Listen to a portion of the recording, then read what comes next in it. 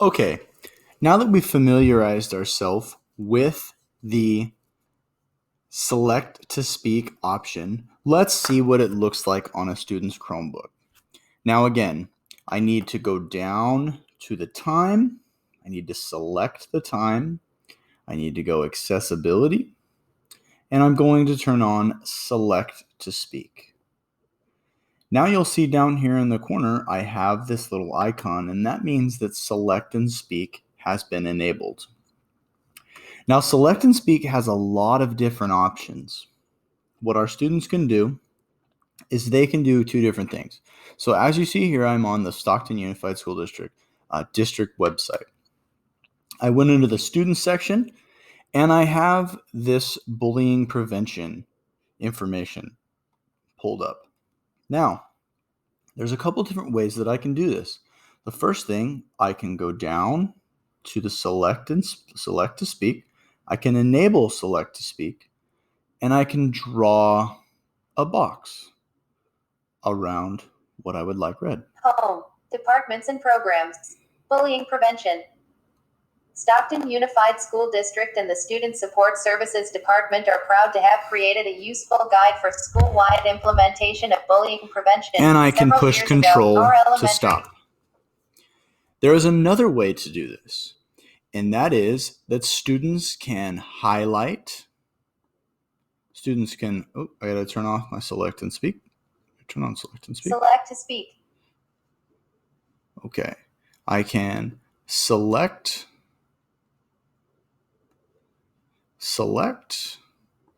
and then I can push the search button, which on a Chromebook is in the same position that a caps lock is on a Windows device.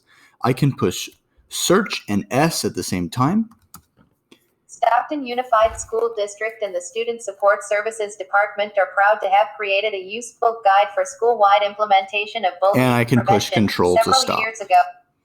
Now, the reason why that box is important, we'll see a little bit later, because we can pull text out of pictures, and that's another really big tool that a lot of our students with disabilities or reading deficits rely on. So as you see here, I am doing this on a website. So anything that is web-based, anything that presents as text on the screen, we can rely on the embedded screen reader.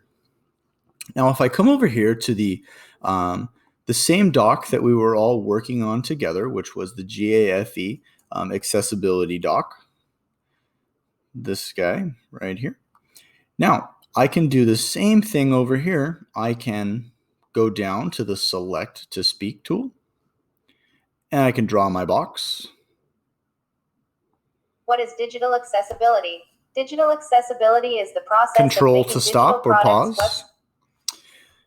I can also select the text here, and I can go search plus S. What is digital accessibility? Digital accessibility is the process of making digital products, again, websites, control mobile apps, to stop or pause. Tools. Again, one of the other things that I love about the select to speak feature is when we draw that box. As you see here, we have a table that was created. Oftentimes, screen reading will struggle with that. But how we can work around this is we can go down again to the select to speak icon, enable that icon, draw our box around the table. IEP language, Google language, speech to text, dictation, text to speech. And again, to control speech, to stop or pause. I really like that feature because it allows the screen reader or the student to be able to pull the appropriate text out of whatever they need. So we see that in the table there. Oftentimes that would be difficult for a screen reader to pick up. So now you've seen it in a web format. Now you've seen it within a Google product, okay? And now we're going to do it in a PDF format. So I'm going to go into my Google Drive, okay? I'm going to open a PDF. This PDF is something that we got over the school shutdown, which was about privacy, Zoom privacy. So you can see there's a lot of different things going on this screen. Okay. I can't necessarily access it from here, but what can I do? I can open it up with Google Docs. So it's going to OCR compress this for me, or optimal character recognition compress this. And what that is that's a way for the artificial intelligence in the computer to be able to read the text on the screen. And it has to do that in a certain way, and that's called optimal character recognition. So as this guy's thinking a little bit, we'll go down here to the privacy statement. Okay, we've got a lot going on here. If I was a kid with a reading deficit, or if I was an English language learner, or if I was just a struggling reader, how could I access this?